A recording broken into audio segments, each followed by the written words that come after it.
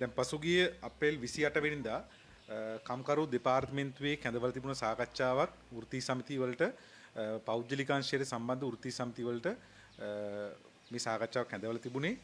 මේ සාකච්ඡාවට සම්බන්ධ වුණා හාම්පුතුන්ගේ සම්මේලනයේ අධ්‍යක්ෂ ජෙනරාල්වරයා වජිර ඇල්ලේපොළ මහත්මයා වුන් සම්බන්ධ වෙලා තමයි මේ සාකච්ඡාව සිද්ධ වුණේ. ඒතර මේ සාකච්ඡාවේදී කම්කරු දෙපාර්තමේන්තුව පැත්තෙන් අවධාරණය කරා රටේ කම්කරු නීති වෙනස් කිරීම සඳහා යෝජනාවක් තියෙනවා.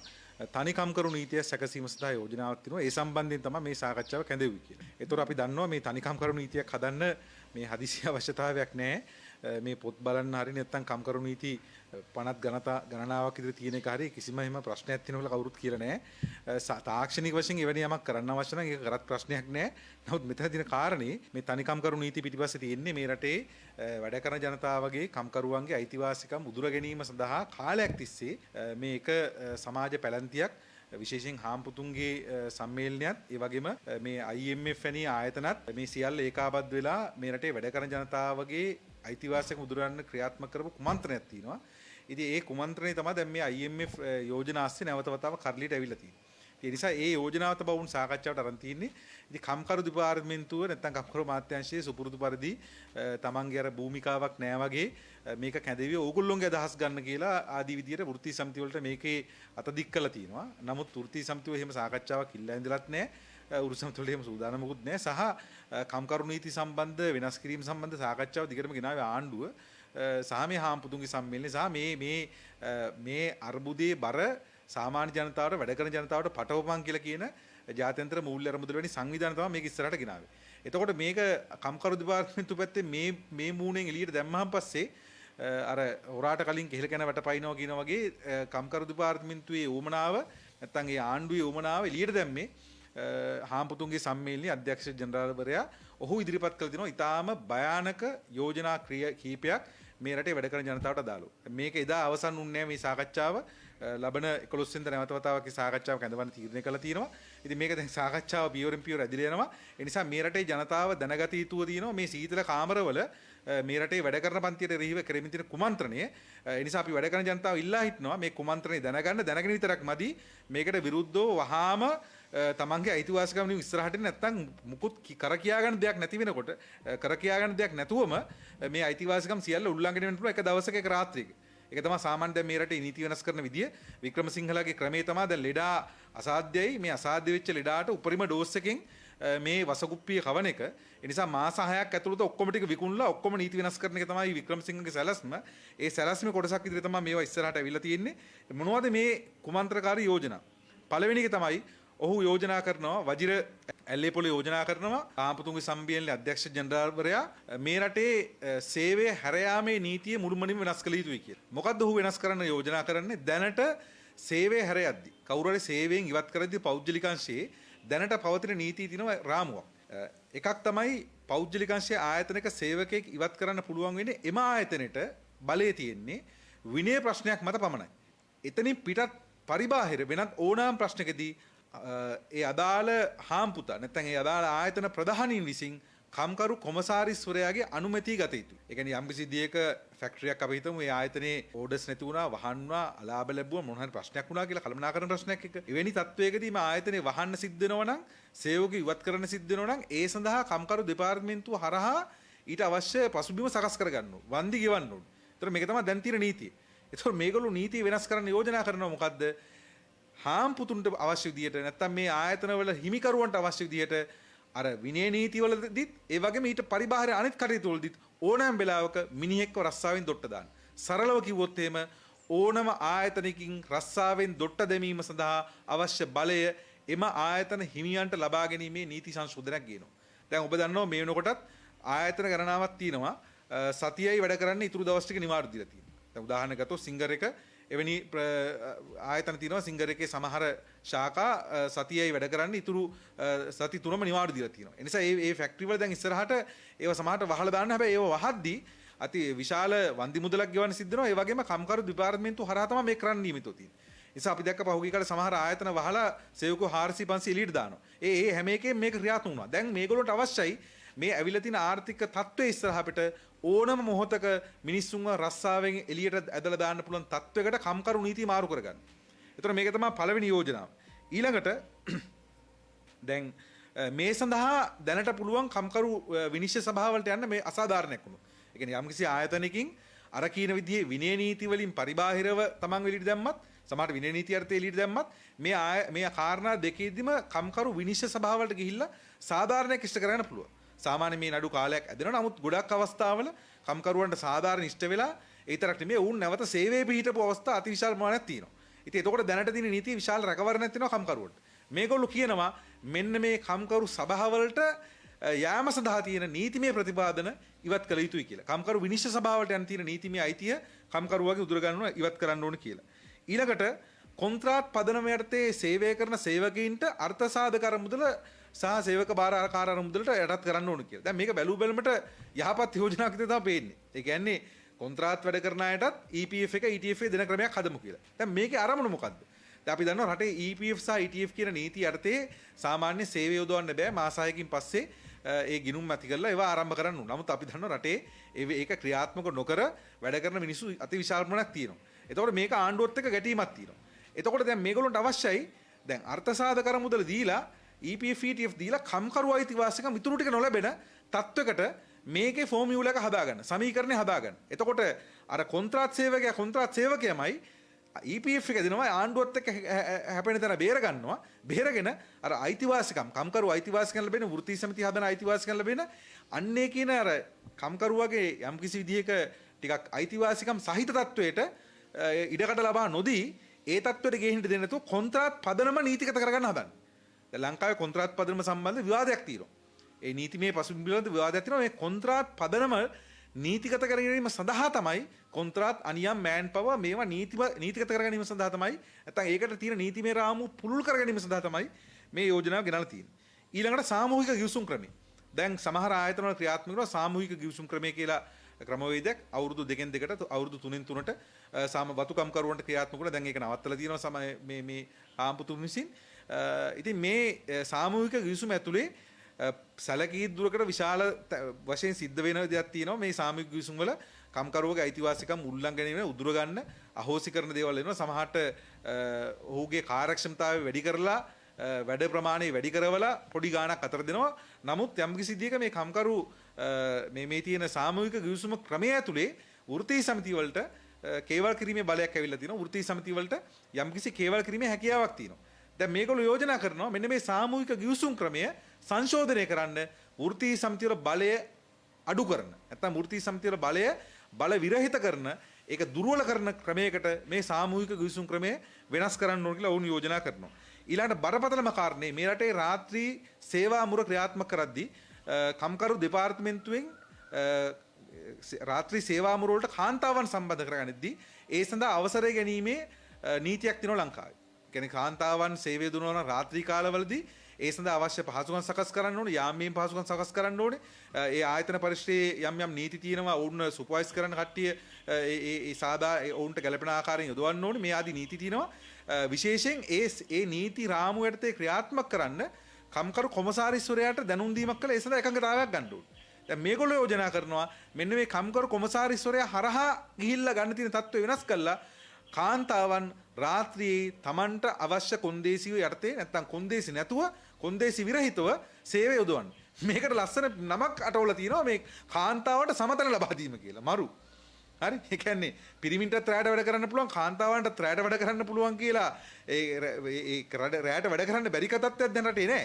කාන්තාවන්ට රාත්‍රියේ වැඩ කරන්න පුළුවන් රාත්‍රියේ වැඩ කරනවා. හැබැයි එකම කාරණේ තියෙන්නේ මේ රාත්‍රියේ වැඩ කරද්දී සුවිශේෂී තත්ත්වයන් නිසා ඇයට යම්කිසි අයිතිවාසිකම් ප්‍රමාණයක් ලබා දෙන විශේෂ විදි. ඒක කාන්ත අයිතිවාසිකම රැකලා තින්නේ එහෙම. දැන් මේගොල්ලෝ කාන්ත අයිතිවාසිකම කතා කරනවා. කාන්තාවන්ට රැයට වැඩ කරන්න දෙමු. ඕන හැටියට වැඩ කරන්න ඉඩකඩ හදාගමු කියලා කාන්ත අයිතිවාසිකම් කියලා ලේබලයෙන් හැංගිලා තමයි මේ යෝජනාව ගේන්නේ. ඉතින් මේක ඊටාම හාස්‍යජනකයි. ඉතින් නමුත් මේක ඊටාම බරපතල මේ රටේ කාන්තාවන්ගේ අයිතිවාසිකම් වලට ඒතර ඔවුන් රාත්‍රී මුරසේ විදුවන හදනවා. ඊළඟ පැය 8 වැඩ දිනේ. මේක කාලෙත් තිස්සේ වෙච්ච සාකච්ඡාවක්. පැය 8 වැඩ දිනේ වෙනස් කිරීම සඳහා ඒ පැය 8 සීමාව වෙනස් කිරීම සඳහා ඒක වෙනස් කර විවිධාකාර වෙන්න පුළුවන්. මීට කලින් යෝජනා තිබ්බා සෙනසුරාදා දින ඉවත් කළා ඒක සතියේ දවසකට ඒ පැය ටික ලබා ගන්න. ඉතින් මේක බැලුවට කාටද දෙන්න පුළුවන් තාක්ෂණික වශයෙන් නියමයි. ඒතර සෙනසුරාදා විවාද හම්බ වෙනවා. නමුත් අපි දන්නවා සාමාන්‍යයෙන් මේක සිද්ධ වෙන්නේ මුලදී නිකන් ඒක එහෙම ඇතුළට දැම්මට පසුකාලීනව සෙනසුරාදාත් අතිකාල කරන්න පුළුවන්. එතකොට සෙනසුරාදාත් දැන් සමහර පෞද්ගලිකාංශ ආයතන තියෙනවා සෙනසුරාදාත් වැඩ කළා, ඉරිදත් වැඩ කළා. සමහර ආයතන තියෙනවා අර නිවාඩු දවස් එකක් තියෙනවා නැත්නම් දෙකක් තියෙනවා. ඒ දින දෙක විතරක් ගත්තොත් නැත්නම් ඒ නිවාඩු දවස් නොගෙන වැඩ කරොත් එහෙම අමතර දීමනාවක් දෙනවා. විශේෂයෙන් ওই ගාමන්ට් ෆැක්ටරි වල මේ ක්‍රියාත්මක කරනවා. එතකොට ඒව හරහා අර ඉතුරු දින වැඩ කරන්න පොළඹවනවා. ඒතර ඇත්ත තත්ත්වය තියෙන්නේ ඒක. ඒතර වෙන්නේ මේකේ සතිය දවස්වල වැඩ කරන ප්‍රමාණය නැත්නම් දින පහේ වැඩ කරන ප්‍රමාණය පැය 9 10 වෙනකම් වැඩි වෙනවා. ඊට අමතරව සෙනසුරාදාත් වැඩ කරන්න. මොකද හැම කාලයක් පාසාම දැන් මම හිතන්නේ මේක වැඩ කරන ජනතාවට දැන් නම් හොඳටම තේරෙනවා මේ වැටුපේ මූර්තගේ අඩුවීම කියන එක. ඒ කියන්නේ වැටුපේ ඇත්ත වටිනාකම බිඳ වැටීම කියන එක සාමාන්‍යයෙන් හැම කාලයකම සිද්ධ වෙනවා. ඒ කියන්නේ වැටුපෙන් කරන්න පුළුවන් වැඩ ප්‍රමාණය, ඇත්තට කරන්න පුළුවන් දේවල් ප්‍රමාණය හැම වෙලාවෙම ඇකිලෙනවා.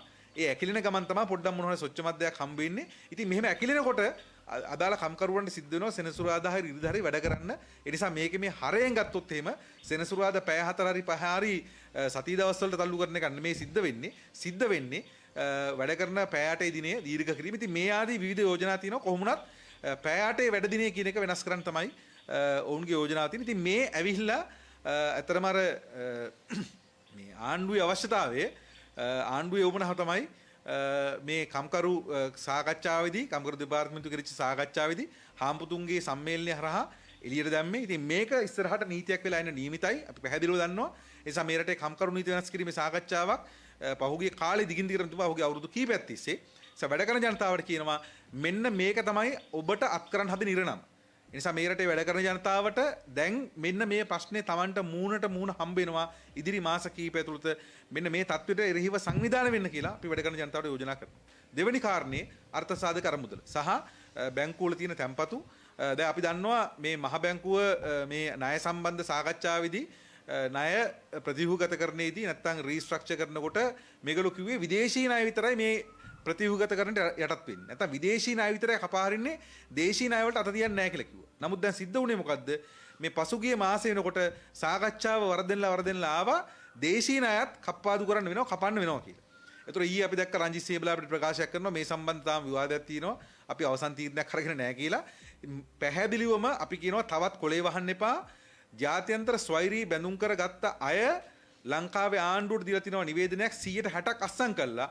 ඒ ණය වලින් 160ක් ණය ප්‍රමාණයෙන් 160ක ප්‍රමාණයක් ගත්ත ණය ලබා දුන්න අය අස්සම් කරපු ලේඛනයක් ආණ්ඩුවට දීලා තිනවා. ඒකේ පැහැදිලිව තියෙනවා දේශීය ණය කපලි වරලා අපේ ණය කපන්න එක දේශීය ණය කපන ගානට තමයි අපේ ණය කපන්නේ කියලා. ඒ නිසා මෙතන පැහැදිලිවම දේශීය ණය කප්පාදු කිරීමක් සිද්ධ වෙනවා. ඒක තවත් කොලේ වහන්න එපා. ඒක සිද්ධ වුණොත් අපි පැහැදිලිවම කියනවා මේ රටේ බැංකු පද්ධතියට ඒ වගේම අර්ථ සාධක අරමුදලට මේක මාරාන්තික ප්‍රහාරයක් වෙනවා. දැන් මේ ලංකාවේ දේශීය ණය තියෙන්නේ භාණ්ඩාගාර බිල්පත්වල සහ බැඳුම් කරවල ප්‍රධාන වශයෙන් බැඳුම් කරවල තමයි මේක බලපෑම සිද්ධ වෙන්නේ. බැඳුම් කරන අය තමයි කපා හැරෙන්නේ. මොකද භාණ්ඩාගාර බිල්පත් తాවකාලික ණය නිසා. ඒතර බැඳුම් කරවලට එන්නේ සාමාන්‍ය දැන් අර්ථ සාධක අරමුදල සහ සේවක බාරකර අරමුදල මේ දෙකේ තියෙනවා මුළු වටිනාකම සාමාන්‍යයෙන් රුපියල් බිලියන 3500කට වඩා වැඩි. රුපියල් බිලියන 3500කට වඩා වැඩි ට්‍රිලියන 3.5ක්. ඉතින් මේක අති විශාල මුදලක්. මේ මුදල සම්පූර්ණයෙන් මේක 93ක් විතර ආයෝජනය කරලා තියෙන්නේ භාණ්ඩාගාර බිල්පත් බැඳුම් කර මේ ආදී විදිහට රජයට තමයි ණය දීලා තියෙන්නේ මේ සේවක බාරකාර අරමුදල. ඉතින් මේ සල්ලි ජනතාවගේ සල්ලි. මේ වැඩ කරන පන්තියේ සල්ලි. වැඩ කරන කම්කරුවාගේ සල්ලි මේ රටේ පෞද්ගලිකංශ සේවකයන්ගේ සල්ලි මේ තියෙන්නේ. ඒතර මේවා තමයි දාලා තියෙන්නේ. ඒතර මේ වැඩ කරන පන්තියේ සල්ලි මේවා පාවිච්චි කරේ නැත්නම් මේවා යෙදෙව්වේ ආණ්ඩුවට ණය දුන්නේ මහ බැංකුව තමයි මේක නියෝජිත විදිහට වැඩ කරන්නේ. ඒතකොට දැන් මහ බැංකුව දැන් ණය දීපු මිනිහත් ආණ්ඩුව ණය ගත්ත මිනිහත් ආණ්ඩුව. ඒ නිසා දැන් මේගොල්ලෝ දෙගොල්ලෝ මේසේ වාඩි වෙලා මේ සේවක අර්ථ සාධක අරමුදල ගන්න තීරණය කරන්න හදනවා සේවකයාගේ වචනයක්වත් අහන්න නැතුව. දැන් සල්ලි වෙන මිනිහෙක්ගේ. ඒ සල්ලි හැදි මිනිහාගේ වචනයක්වත් අහන්නේ නැහැ. මේගොල්ලෝ වාඩිලා මේකට තීරණයක් ගන්න හදනවා. දැන් මේ තීරණයේ තියෙන ප්‍රශ්නේ මොකද්ද? අපි මේ ණය සම්බන්ධ සාකච්ඡාව ආරම්භ කරද්දිම කිව්වා මේ ණයවල තියෙනවා ණය දේශපාලනයක්. මේ ණය පිටිපස්සේ තියෙනවා වංචනික ණය. මේ ණය පිටිපස්සේ තියෙනවා විලෝපික ණය. ඒ කියන්නේ දඩයන් කිරීම සඳහාම දීපු ණය තියෙනවා. දැන් උදාහරණයක් ගත්තොත් චීනේ දීපු ණය ඒක ඉතාම විවාද සම්පන්නයි. මෙහි එක එක බැලුම් පුම්බන ණය දීලා තියෙනවා. රාජපක්ෂලා පුම්බන ණය දුන්නා. කිසිම ආර්ථික සැලැස්ම නැතු ණය ගත්තා. හදපු වරායවල තියෙනවා, ගුවන්තොටු පොළවල් තියෙනවා, නෙළුම් කුල්ලු තියෙනවා, සම්මන්ත්‍රණ ශාලා තියෙනවා, ග්‍රවුන්ඩ් තියෙනවා. මේවා කන්න තමයි වෙන්නේ අන්තිමට මේ අරමුදේ ඉවරනකොට. හරි දිය කල්ලා හරි කන්න දෙවෙන්නේ. ඒතර ඒවට ආර්ථික ව්‍යාපෘති නැහැ. එතකොට ඒ ණය විලෝපික ණය. ඒ ණය රට ණය උගලක හිරකිරීම දීපු ණය. ඒ ණය කිසිම ආකාරයකින් ප්‍රතිලාභ සම්බන්ධ අදහසක් නැතුව දීපු ණය. අර්ථ සාධක අරමුදලෙන් ගත්ත ණයවල සහ ඒ ණයවල විශාල කොන්දේසි තියෙනවා. අපි දන්න දැන් චීන ණය ලංකාවේ සමහර කෙරිච්ච ව්‍යාපෘති වල පැහැදිලිව සාධක තියෙනවා. ණය දෙනවා බැංකුවෙන්. ඔවුන්ගේ පළවෙනි කොන්දේසි තමයි එම ණය වලින් හදන ව්‍යාපෘතිය දෙන්නත් උර ඔවුන්ගේ කම්පැනි එකකට. චීන කම්පැනිට දෙන්න. මේක චීන විතරක් නෙමෙයි. අපි දන්නවා ඔය මේ බටහිර ණය හම්බෙන කොටත් වික්ටෝරියා රන්දිනකල ඒ ජලාසාධන කොටත් මේකම තමයි ක්‍රියාත්මක වෙන්නේ මේ ණයවල කොන්දේසි මේවා. එතකොට මේගොල්ලෝ මේ මෑත කාලේ ගත්තොත් චීන ණයවල කොන්දේසි මේක. එතකොට චීන කම්පැනිටම ණය චීන කම්පැනිටම අපහු දෙන්න ඕනේ ඒක. ඒ චීන කම්පැනි මෙහෙ එන්නෙත් නැහැ. ඒක මෙහෙ තියෙන තවත් එකකට සබ් දෙනවා ඒක. ඒක කරන්නෙත් නැහැ මේ ව්‍යාපෘති. ඒක ඊට පස්සේ තවත් කොන්ත්‍රාත් කරුවන්ට දෙනවා. අන්තිමට මුළු ව්‍යාපෘතිය ගන්න රුපියල් 100 නම් ඒකෙන් රුපියල් 60ක් තමයි කොන්ත්‍රාත් එක වෙන්නේ. ණය ගන්නවා රුපියල් 100ක කොන්ත්‍රාත් එක 60යි ලංකාවට දෙනකොට දෙන්නේ රුපියල් 40කට ඒක සබ් කොන්ට්‍රැක්ට් දුන්නාම අන්තිමට රුපියල් 20ක විතර තමයි ව්‍යාපෘති වෙලා තියෙන්නේ. මෙන්න මේක නිසා තමයි ලංකා විගණන දෙපාර්තමේන්තුව කරා මේ සම්බන්ධ විගණනයක් කළා උන් කිව්වා ට්‍රිලියන 11ක ව්‍යාපෘති කරයි කියලා කිව්වට ට්‍රිලියන 3යි මේවා ඇත්ත වටිනාකම කියලා. ඒක තමයි එළියට ආවේ. ඒ නිසා මේවා විලෝපික ණය. එතකොට ඒ පදනමින් නෙමෙයි අර්ථසාධක අරමුදල ණය දීලා තියෙන්නේ. දැන් ඒ පදනමින් නෙමෙයි ලංකාවේ බැංකු ටික ණය දීලා තියෙන්නේ. ඒ ණය දීලා තියෙන කිසිම කොන්දේසියක් නැතුව. ඒතර මේ ණයවල වෙනසක් තියෙනවා. එක ණය වර්ගයක් තියෙනවා. ඒවා කෙලින්ම රට ගොදුරු කර ගැනීම සඳහා ආර්ථිකේ මරා දැමීම සඳහා ආර්ථිකේ දඩයන් කිරීම සඳහා දීපු ණය. විලෝපික ණය. තව ණය වර්ගයක් තියෙනවා අහිංසක ණය. මම කියන්නේ සරල අර්ථයෙන් මේක සංසන්දනාත්මකව. ඒවා කිසිම කොන්දේසියක් නැහැ. ඒවා මේ රටේ ජනතාවේ නැහැ දීපු ඒ ණය දීපු මිනිස්සුත් දන්නෙත් නැහැ. මේවා මොකටද ගත්තේ මොනවටද පාවිච්චි උනේ කියලා. එහෙම තමයි ඒ ණය. දැන් මොකද වෙන්නේ යන්නේ? වෙන්නේ යන්නේ මේ අර්බුද ඉස්සරහ අපිට අර විලෝපික ණය දීපු සෙට් එක කොන්දේසියක් දානවා. දැන් උදාහරණයක් ගත්තොත් ජාත්‍යන්තර ස්වෛරී බැඳුම් කර පොලි ප්‍රතිශතය 7.8යි. හරිද? ඒ පොලි ප්‍රතිශතය 7.8යි. එතකොට ඒගොල්ලෝ කොන්දේසියක් දානවා. උඹලා දේශීය ණය කපාගෙන වරෙල්ල. එතකොට කාටද මේක ලවන්න හදන්නේ? කාටද මේක වදින්නේ? වදින්නේ මේ රටේ වැඩ කරන ජනතාවට, මේ රටේ සාමාන්‍ය මිනිසුන්ට, ස්ථාවර තැන්පත් දාලා තියෙන මිනිසුන්ට. කොච්චරද? EPF එක ETF එක බැඳුම් කරවල ආයෝජනය කරලා තියෙනවා 61%. තමන්ගේ මුදල් වලින්. ලංකා බැංකුව 50%ක්. NSB එක 65%ක්. පීපල්ස් බැංකුව මහජන බැංකුව 38%ක්. ඒතොර මේ එක කියන්නේ බැඳුම් කරවල ආයෝජනය කරලා තියෙන ප්‍රමාණය මේ විදිහට අති විශාල මුදලක් ආයෝජනය කරලා තිනවා ලංකාවේ රාජ්‍ය බැංකුයි, රක්ෂණ සංස්ථාවයි, අර්ථ සාධක අරමුදලයි, සේවක භාරකාර අරමුදලයි. දැන් මෙන්න මේක පිටින් තමයි මේ පව යවන්න හදන්නේ. මේ රටේ මේ රට කරපු පැලැන්තිය මේ රටේ ආර්ථිකයේ සාරේ උරා බීලා සාරය මේ රටේ ආර්ථිකයේ හප කළා අන්තිමට රටෙන් එළියට ඩොලර් ඇදලා දැන් ඩොලර් බිලියන 53ක් රටෙන් එළියට ඇදලා කියලා පහුගිය කාලේ දිගින් දිගටම වාර්තා වුණා. ඒ සම්බන්ධ කිසිම ක්‍රියාමාර්ගයක් නැහැ. ගෝල්ෆේස් අරගලේ සටන් පාඩේ තිබ්බා රටෙන් එළියට දපු සල්ලි ගෙනෙන් කියලා හොරා කාපු සල්ලි දියන් කියලා ඒක වහගෙන තමයි දැන් මේ දේශපාලන ක්‍රියාත්මක වෙන්නේ. ඒ தත්ත්වය එහෙම තියෙද්දි දැන් කාටද මේක වන්දි ගෙවන්නලා තියෙන්නේ? කාටද මේක පව ගෙවන්න කියලා කියන්නේ? ගෙවන්න කියලා කියන්නේ අර්ථ සාධක අරමුදලටයි, සේවක භාරකාර අරමුදල, රක්ෂණ සංස්ථාවටයි, බැංකු ටිකටයි. මෙතන තියෙන ප්‍රශ්නේ සමහරු දැන් මේක වහන්න මෙහෙම කතාවක් කියනවා. සමහරු කියනවා මේක මේ දැන් සාමාන්‍ය මේ හයා කට් එක නැත්තම් මේ මුදල් මේ ණය කප්පාදු යෝජනා වෙලා තියෙන්නේ 10% ඉඳලා 40 දක්වා. දැන් ගොඩක් අය කියනවා 20%ක් තමයි මේක කප්පාදු කරන්න හදන්නේ කියලා. එතකොට දැන් සමහරු මේකට තර්කයක් හදනවා මේක කප්පාදු කරාට එහෙම ලොකු ප්‍රශ්නයක් වෙන්නේ නැහැ. මේක ලොං ටර්ම්, ඒ කියන්නේ දිගු කාලීනව මේක ආවරණය කරගන්න පුළුවන්. ඒ කියන්නේ දැන් එකවර දැන් තර්කෙ ගේන්නේ අර්ථ සාධක අරමුදලේ මුදල් ලබන අවුරුද්දේ ඔක්කොම ඉන්න සේවකයන්ට ගෙවන්න සිද්ධ වෙන්නේ නැති නිසා සේවකයන්ට ගෙවන්න සිද්ධ වෙන්නේ විටින් විට නිසා ඔවුන් විශ්‍රාම යන ආකාරයට අනුව නිසා මේකෙන් අරමුදලට බලපෑමක් වෙන්නේ මේක කවර් කරගන්න පුළුවන්. මේක ආවරණය කරගන්න පුළුවන්. පට්ටබල් බොරුවක්. අපි වගකීමෙන් කියනවා අර්ථ සාධක අරමුදලෙන් සේවක භාරකාර අරමුදලෙන් 102ක් කප්පාදු කරත් ඒකේ බලපෑම අනිවාර්යෙන් අරමුදලට වෙනවා. ඒකේ බලපෑම අනිවාර්යෙන් ඒකේ ප්‍රතිලාභ හිමියට වෙනවා. කොහොමද වෙන්නේ? දැන් මේකේ ඒගොල්ලෝගේ තර්කය තමයි මේකට පොලියට තමයි බලපාන්නේ. දැන් උදාහරණයක් ගත්තොත් සේවක අර්ථ සාධක අරමුදලේ සමස්ත මුදල රුපියල් බිලියන 3500ක් නම් 110යි පොලිය වාර්ෂිකව බිලියන 350ක් මේ අරමුදලට එකතු වෙනවා. ඒතකොට ඒගොල්ලෝ කියන්නේ මේක දැන් ණය කප්පාදුවක් ආවොත් එහෙම 10%ක් આવුත් බිලියන 350ක් කැපේ. එක අවුරුද්දක සල්ලි කැපේ. ඊට පස්සේ අවුලක් වෙන එකක් නැහැ. වැරදි. ඇයි වැරදි වෙන්නේ? දැන් බිලියන 3500 350කින් වැඩිවීමක් නෙමෙයි ඇත්තටම වෙන්නේ. ඒ කියන්නේ අවුරුද්දක් ආරම්භයේදී 3500 තිබ්බනම් 10%ක පොලියක් දුන්නම් 3500 3850 දක්වා වැඩිවීමක් නෙමෙයි. මේ 3500 මූර්තගේ ආර්ථික විද්‍යාවට අනුව නැත්නම් මේක ඇත්ත වටිනාකම රියල් වැලියු එක මූර්ත වටිනාකම ඇත්ත වටිනාකම එලෙසම ආරක්ෂා කිරීම 3500 එලෙසම ආරක්ෂා කිරීමක් තමයි වෙන්නේ.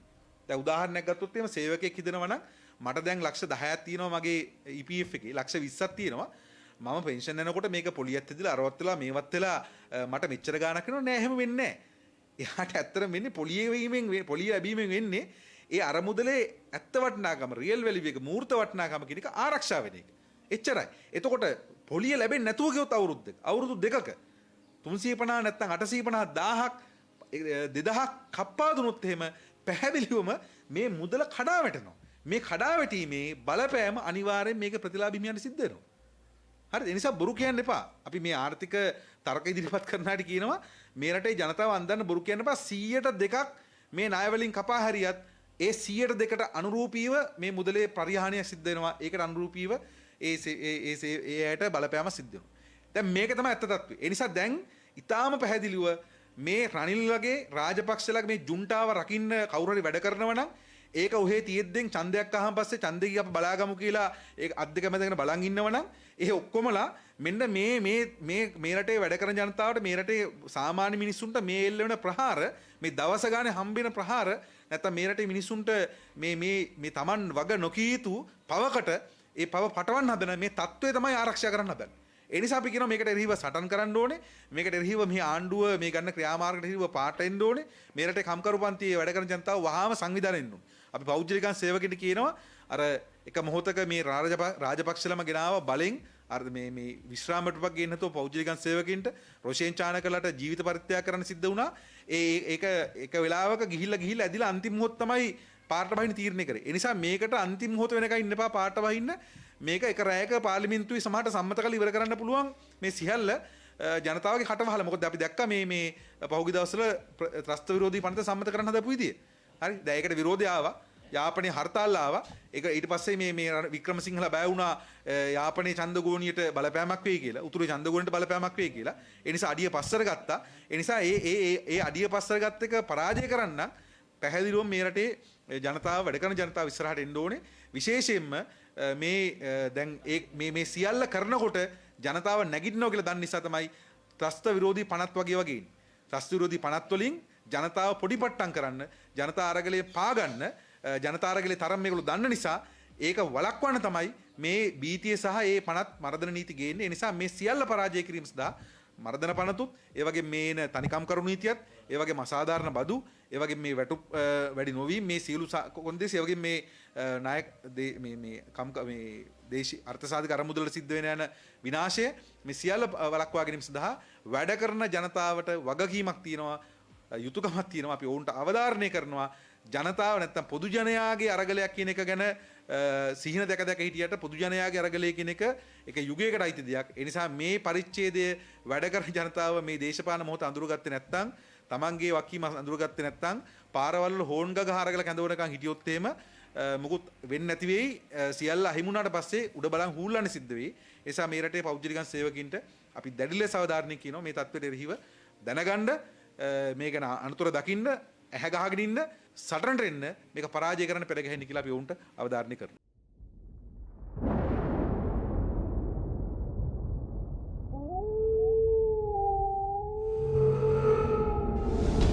The News Reporter. වාරණයෙන් තොර අපක්ෂපාතී වාර්තාකරණය.